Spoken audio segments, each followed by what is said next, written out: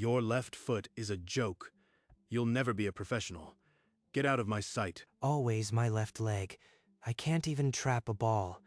What am I supposed to do now? Months later, Kazu washed dishes in a dingy restaurant. The only job that would take him. Listening to the match on that grainy television. I should be out there.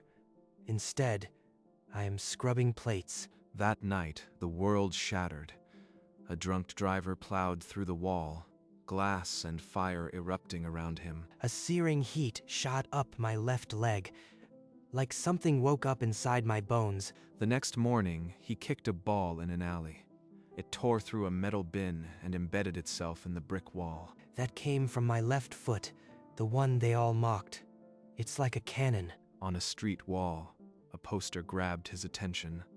The Rejects Cup underground tournament. No rules, just glory. This is it. If my foot can do that, maybe I can finally prove them all wrong. That night, Kazu returned to the alley with a dozen worn soccer balls, determined to master his devastating new power. Every shot feels like fire in my calf, but I have to control it, or I'll just be a one-kick wonder. He trained relentlessly. Morning to midnight, the pulsing energy causing his leg to swell and ache constantly. But he refused to quit. I can feel it building up inside, like a bomb ticking. If I can't handle it, it'll blow me apart. In his cramped apartment, he stared at the shattered soccer trophies, each one a monument to his repeated failures. Look at this graveyard of dreams. Am I just chasing another humiliation? Another door slammed in my face? On the rickety table lay the tournament entry form, its bold letters demanding his fate. The Rejects Cup, hand trembling. He filled in his name and address, then signed at the bottom with a decisive stroke, Kazu Tanaka. He dropped the form into the night mailbox, the metallic clang echoing through the empty street like a final verdict. No more running. The world kicked me out, but my left foot will kick back harder than they could ever imagine. Kazu followed the address to an abandoned warehouse district, where a dark tunnel sloped into the earth like a throat. The air down here is thick with rust and sweat. Nothing like the polished academies I was tossed from. The tunnel opened into a cavernous underground arena, a dirt field ringed by chain-link cages and a jeering mob. This isn't a stadium. It's a gladiator pit.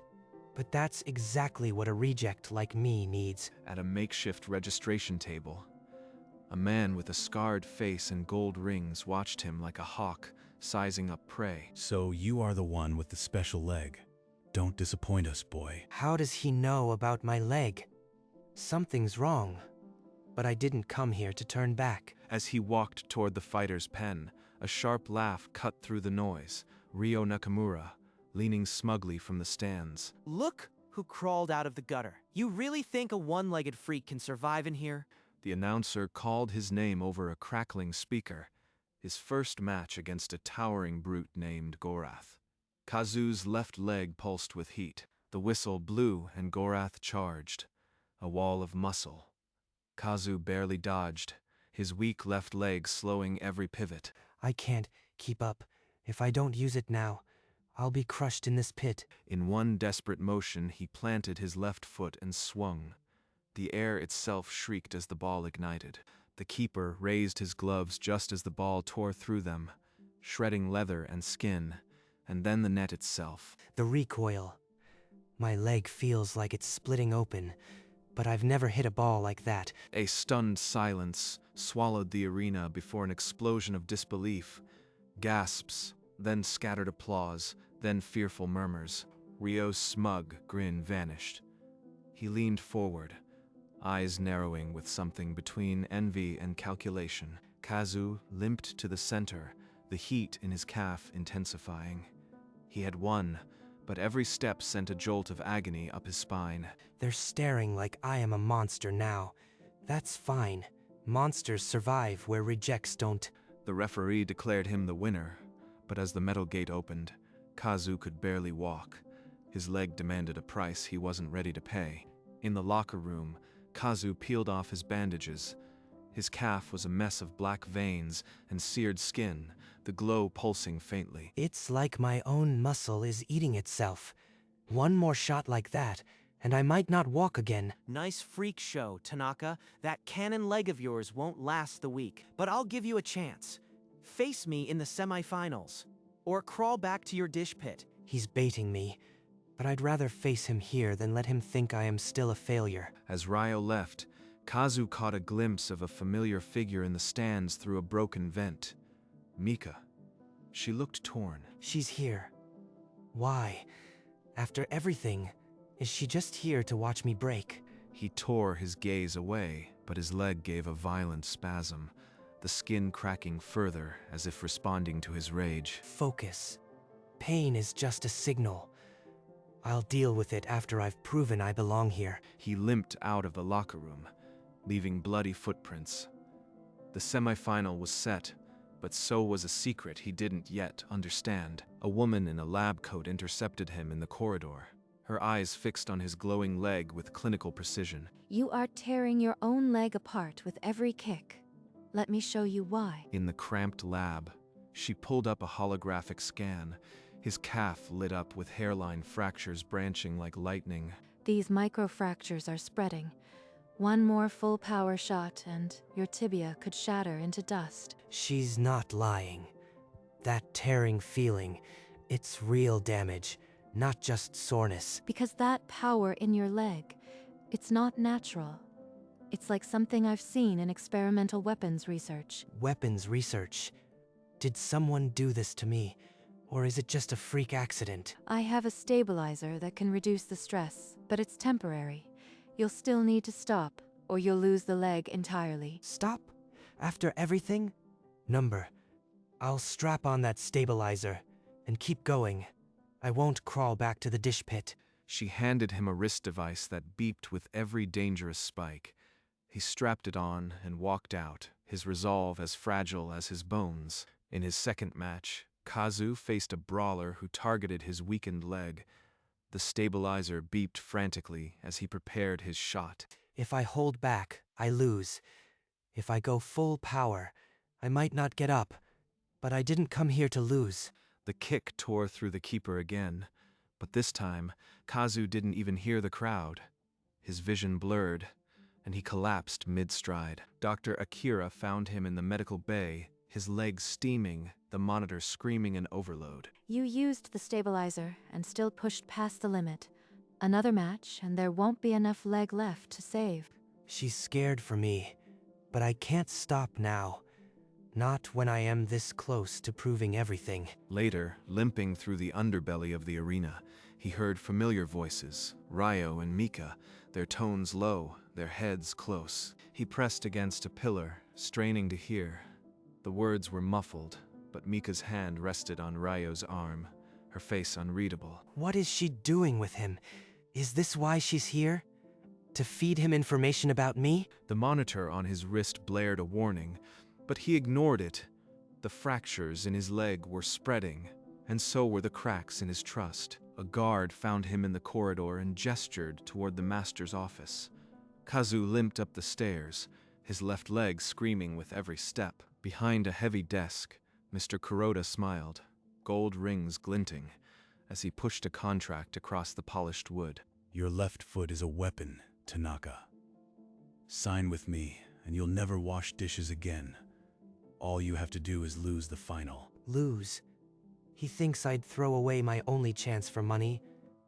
There's something else here. I didn't enter this tournament to take a fall. I came to win. Winning can be dangerous, boy. Accidents happen, especially to those with unstable legs. The threat hung in the air like smoke. Kazu stood, ignoring the piercing pain in his calf, and tore the contract in half. I'll take my chances. As he stormed out, Kuroda's smile remained, but his eyes were ice. A guard handed Kazu a match schedule. His next opponent, Ryo Nakamura. Ryo. So the master set this up. Fine.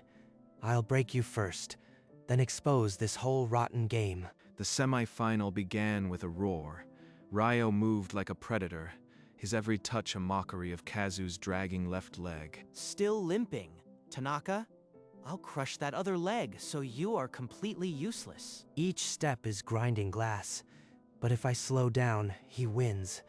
I can't let that happen. Then, a sickening crack echoed.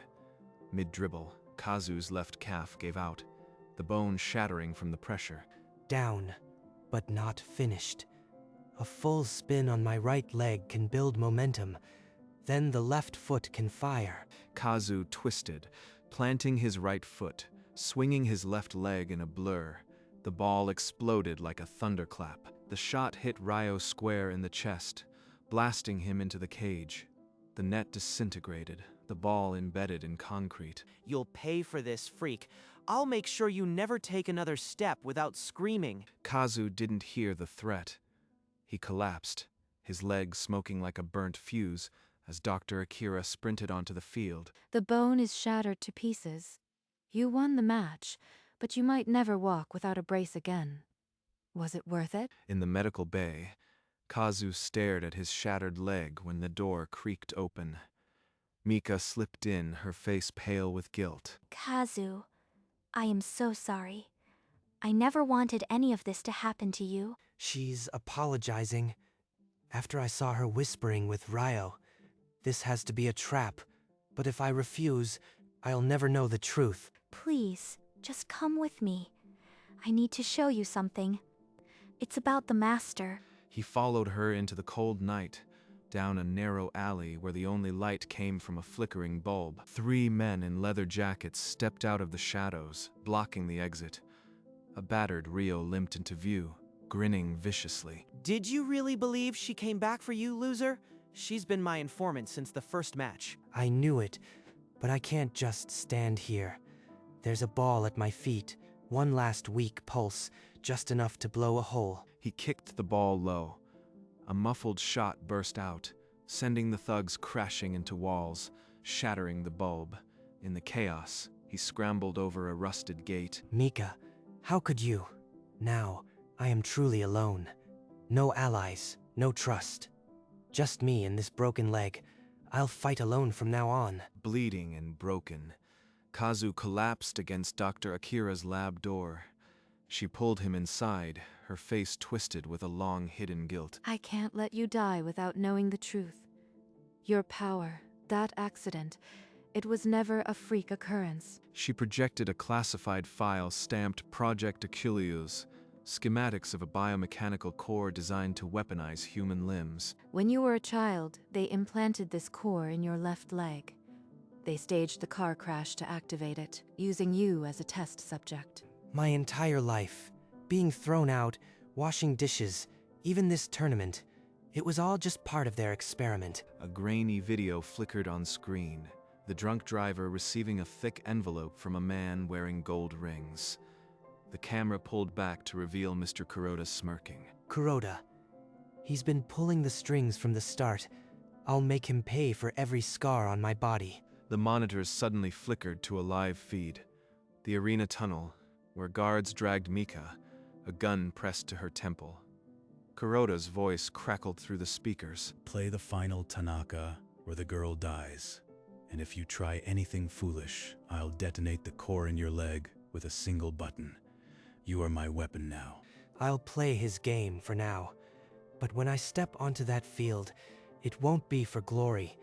It'll be to tear down his entire project, even if it kills me. Kazu stormed into the master's office, his left leg dragging, the core glowing angrily beneath his skin. I see you've learned your place, Tanaka.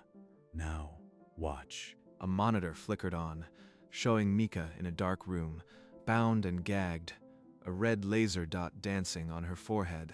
Even after what she did, I can't let her die like this. I have to play along. You'll wear this stabilizer. It keeps your bone from shattering.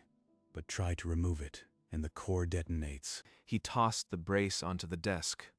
Its inner lining was studded with micro needles, pulsing with a deadly red light. I'll wear it, but you let her go after the match. Swear it. After the match, she's free. But remember, every kick you take is for my glory. You are my living weapon. He thinks I am beaten, but Dr. Akira planted a transmitter in this brace. The world will see the truth of Project Achilles. He limped out into the tunnel, the brace piercing his flesh with every step. Behind him, the master's laughter echoed. The underground arena thundered with a bloodthirsty roar. Spotlights swirled over the packed stands as the announcer screamed the final match. Ladies and gentlemen, behold the culmination of Project Achilles. Your champion, Unit Z. A section of the cage wall opened, and a mountain of muscle emerged. Its skin was a lattice of metal grafts, eyes devoid of humanity. That thing isn't a player, it's a tank. My leg is barely holding together. How can I beat that? The referee dropped the ball. Unit Z lunged, not with its feet, but with its head. The ball detonated on impact, shredding into a dozen flaming pieces. Did you see that? Your cannon is useless, Tanaka. You are dead meat now. Every kick you take drains your life, boy. But Unit Z feels no pain. It's the perfect soldier. The brace is already overheating. The alarm went off.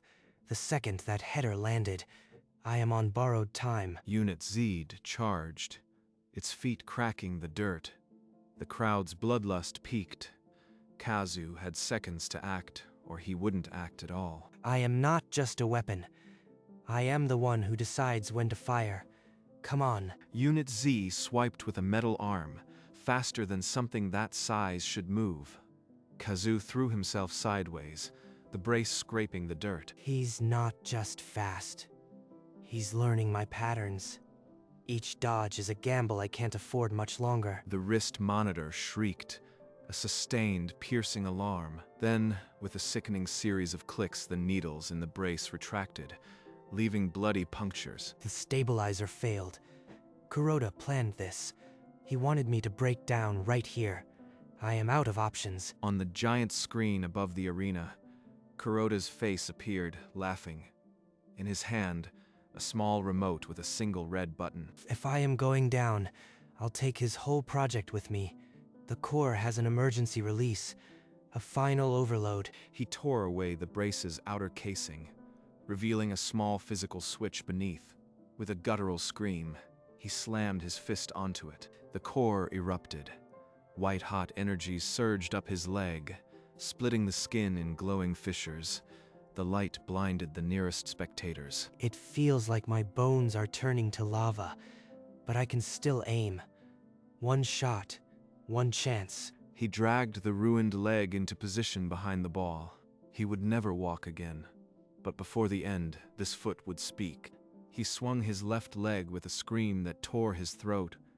The foot connected, and the ball vanished in a flash of light. The ball turned into a spear of plasma, a roaring column that swallowed the air itself as it crossed the field. Unit Z didn't even have time to react. The plasma struck its chest, vaporizing the metal grafts, then the body in an instant. The beam continued, bored through the cage wall, and exploded out of the arena like a volcanic eruption. The feedback of energy shot back through Kazu, hurling him across the field like a ragdoll, his left leg hanging by threads of sinew. He landed in a heap, smoke pouring from his leg. The brace had melted into his flesh. The crowd fell silent. You worthless experiment. This was my legacy. I'll make sure your broadcast never sees the light. The glowing core flickered, then went dark. The leg beneath was a ruin of shattered bone and charred muscle, but the broadcast signal was still active. All my life, they said my left foot was useless. Now it's told the truth to the whole world. As sirens wailed in the distance, Kazu's body lay still, but the camera hidden in his brace had already broadcast everything to the world. Kill him. Before the authorities arrive, I want that broken body strung up as a lesson to anyone who defies me. But before his thugs could move, a pink-haired figure vaulted the barricade and sprinted onto the blood-soaked dirt. Kazu, get up. I won't let them take you, not after everything. Mika, after all that betrayal, she's here. But her eyes, they're not lying now. With a strength born of adrenaline, she hauled him up, his ruined leg dangling uselessly, and draped his arm over her shoulder. Listen, everyone. The whole world has seen the truth. The camera in his brace broadcast everything. Project Achilles, The rigged matches, the murder attempt. A wave of murmurs rippled through the stands, then erupted into an enraged roar as the spectators realized they had been pawns. The master bolted for the emergency exit, but a wall of spectators blocked his path, their eyes burning with a thirst for retribution. You fools. I made you all rich. Without me, this city is nothing. As the mob descended, Kazu, held upright by Mika, looked at his broken leg and whispered. It's over. The reject finally kicked down their lies. But in the chaos, Kuroda pulled a final remote from his jacket, his scarred face twisting into a suicidal grin. If I burn, you all burn with me. Project Achilles ends here. He slammed the button. Deep beneath the arena, charges detonated, and the ceiling groaned, sending down a rain of concrete and rebar. The crowd screamed, a stampede toward the exits. But Kazu and Mika were stranded at the center, the collapse racing toward them. My leg's destroyed, but there's still one last spark in the core. If I slam it into the ground. With a final, desperate swing, Kazu drove his heel into the dirt. The shockwave erupted not forward, but downward, blasting a crater that launched them toward a gap in the wall. They tumbled through the opening as the arena folded in on itself. Tons of steel and earth burying the master's empire forever. Outside, amidst the dust and sirens, Kazu lay still, Mika clutching his hand, both of them breathing the cool night air. We made it, but the cost. This leg will never kick again. Yet, somehow, I've never felt more free. Behind them, the ground swallowed the arena, taking Kuroda and his monstrous creations to their grave. An ambulance raced through the night. Inside, Kazu's pulse was fading, but Mika's grip on his hand never weakened. The core is leaking radiation. We need to operate immediately, or he won't survive the hour. In the sterile operating room, Dr. Akira made the first incision, the core's fractured light spilling out like a dying sun. With steady hands, she detached the core from the nerve endings, each move precise as the radiation alarm blared. The core came free, a blackened orb, its light flickering out as it was placed in a lead-lined container. Hours later, in a quiet recovery room, Kazu's eyes fluttered open, his left leg encased in a heavy brace. The core is gone, and with it, your power. You'll live, but your leg will never be the same. Professional soccer is over. So this is it. The one thing I was made for, taken away, but I am still breathing. That's enough. Kazu, I waited all night. You are going to be okay. No more explosions.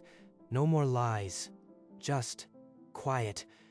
I am finally free. Weeks later, the Project Achilles scandal dominated every screen.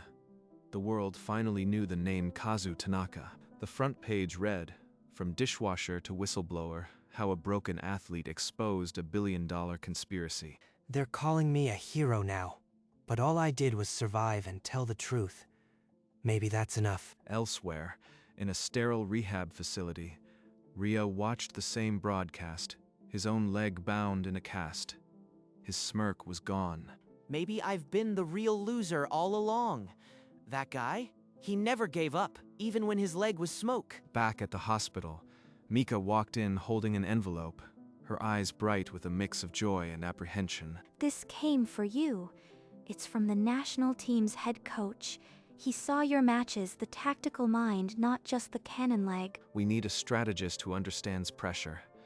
I'd like you to join us as an assistant coach, starting next season. Not as a player, but as someone who can shape the game. Maybe this was my real path all along. Tell them I accept. I can't kick like before, but I can teach the next generation how to fight back. On a clear morning, Kazu and Mika stood at the edge of a vast pit, all that remained of the underground arena. This place almost swallowed me, but I climbed out, not as the player I dreamed of, but as someone who finally decided his own fate. He reached into his bag and pulled out a faded Red Star Academy jersey, the same one he wore the day he was expelled. I carried this shame for years, but it wasn't the jersey that failed. It was the people who told me I'd never be enough. He laid the jersey gently on the rubble, then placed a small stone on top so it wouldn't blow away. That's it. The past is buried here. From now on, it's about the future, the kids I'll coach, the games I'll still influence. Mika stepped closer and took his hand, her own eyes glistening. No words were needed. They watched the sun climb higher, its light flooding the hollow where so much pain had been. A new day. Funny, I can't kick a ball anymore, but I've never felt more like a winner. Come on, coach. Your team awaits. Years later, on a sunlit pitch, Kazu stood with a clipboard, his braced leg a familiar part of his silhouette. A dozen kids sprinted through drills, their laughter filling the air. The roar of an underground pit feels like a lifetime ago. This field, these kids, this is what victory really sounds like. A young boy tugged at his sleeve, eyes wide, pointing at the mechanical brace. The boy asked, his voice innocent. Kazu knelt down, meeting his gaze. Long ago, people said my left leg was useless, but I used it to kick the biggest shot of my life. Now I teach others how to find their own strength. The boy's eyes sparkled, and he nodded before racing back to his drills with renewed vigor. From the sideline, Mika watched, a gym bag slung over her shoulder.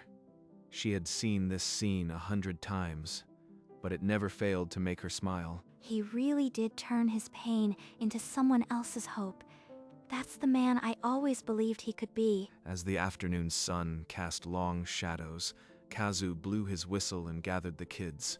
His story was all they needed to push harder. The next morning, dawn light spilled over the empty pitch. Dew clung to the grass like forgotten tears. A familiar braced foot stopped beside an old ball, the mechanical joints glinting softly. Funny, this foot once caused so much pain. Now it stands steady, ready to guide the next generation. He nudged the ball lightly with his brace. It rolled forward, as if eager to play again. Then, the first shouts echoed from the parking lot. His team was arriving. Within minutes, the field filled with color and chaos. Dribbles, passes, and laughter blending into a single symphony. Kazu walked among them, a quiet conductor, his limp more a rhythm now than an impediment. He pointed, corrected a stance, and shared a high five without ever needing to demonstrate a kick. His wisdom was in his words. A ball soared high into the sky, a perfect arc against the bright blue. Every eye followed it, and for a moment, the world held its breath. Then it fell, and the game continued. The reject had long since vanished. Only the legend remained.